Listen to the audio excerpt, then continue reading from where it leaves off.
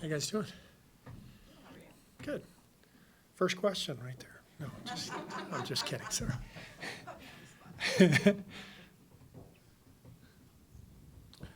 Hi, Steve. All right. How are you? How have you felt after the last two games? You guys have lost, what, 2 games by a total of 2 points? Yeah. So how do I feel about it? Not great. Not great. We're not much for moral victories around here. But I like our team's energy. I like their chemistry. I like their intent. And I believe in my guys, and I think we're going to get things going. So we got to win more of these close games. I know we play a ton of them, but I feel good about the direction where we're heading.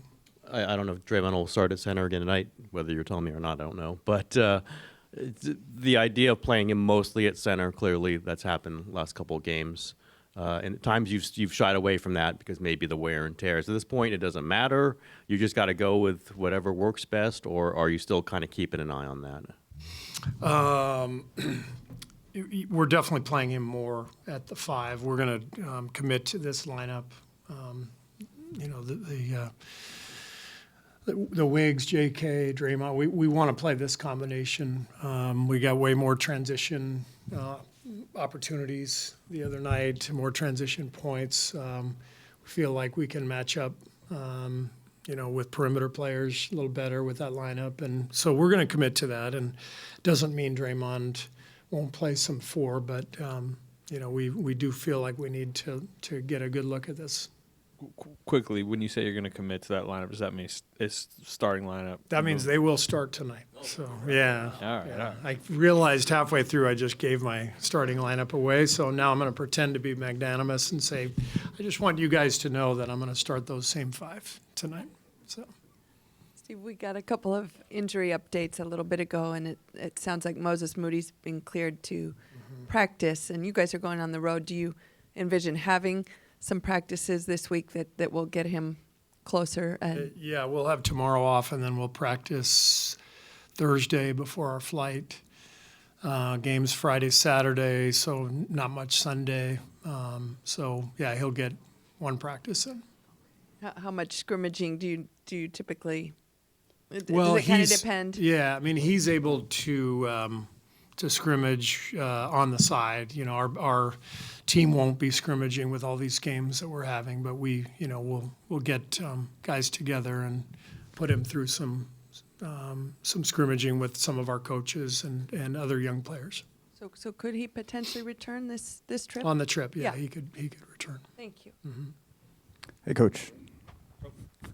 Everybody knows about Joel Embiid's scoring, but his assists are also up this year significantly. Is there anything in your preparation that you've seen that maybe stands out that might account for that improvement in playmaking? He's always been, a great player, so you have to commit 2 guys to him pretty often to stop him, and he's a very unselfish player. He's got great skills, so I just think he's playing so well that, and he's been so dominant that teams have to commit more to him, and it's opening up opportunities for his teammates. Steve, one follow-up. Sorry. Sabrina and Steph are going to do a 3-point shootout, and she said she'll do it from the NBA line, and let's bring it. I mean, is that going to be just pretty special to see?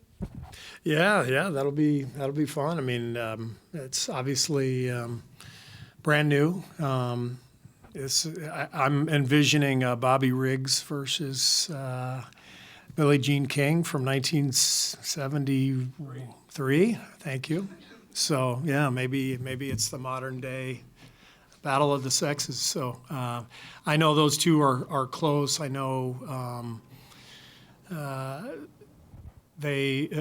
Sabrina being from the Bay, we've seen her at our games before, and everybody loves her and pulls for her. So it'll be fun to see them shooting against each other. You were mentioning about all the close games. You guys have played 32 of 44 games that are clutch. That's like 3/4 of your games. When you play that many number of close games like that, does that does that fatigue your team at all? Is it tiring when you're having to do that? It's not tiring. It just means that you're leaving so much to chance, game after game, where you're not going to make every big shot. You're not going to execute every time at the end of a game. Things are going to happen, and it just puts a lot of pressure on us, especially in the position we're in the standings right now. So, we've got to win some games. Obviously, we've got to put ourselves in a better position, and so if we can, win some games without going down to the final minute, that would be ideal. Pretty significant disparity the other night in Draymond's minutes versus the minutes he sat. What do you feel like you need to do better when he's on the bench? Well, defend. I mean, it's a simple answer. Our defense has not been good this season in general. But when Draymond is out there, we're a much better defensive team. So we've got to find lineups that can defend at a high level and make sure we're holding down the fort until he gets back in. Embiid, at least last I saw, was kind of game time decision. How different do you have to potentially scout and plan to play against them? If he plays or not, and maybe even your rotation, how different might that be? Yeah, the whole scouting report is based on Joel and Tyrese, and with Tyrese being out, the focus is on Joel. And then if Joel doesn't play, then the game plan goes out the window, and you just go play a basketball game, and you try to make sure the guys know tendencies for the other players who are going to be playing out there. But we know, any NBA fan knows the scariest games are when the stars don't play, because you got a whole bunch of young, talented players who get out there and can't wait to see the floor and make their mark. And we've lost a lot of these games the last couple of years. So no matter who's out there tonight, we have to be ready. Like the Lakers last year were in a similar position as you are, made the run to the Western Conference Finals. There are other examples. Do you have an example you like to point to, or you've talked to the team about a team that has not been great through most of the season and then kicked it into gear? Do you find any example motivation in another team? I haven't talked to the team about that, but I do remember the year we played Boston in the finals. They were under 500 halfway through the year. They turned it on. The Lakers from last year are a really good example. They struggled most of the year and made the conference finals.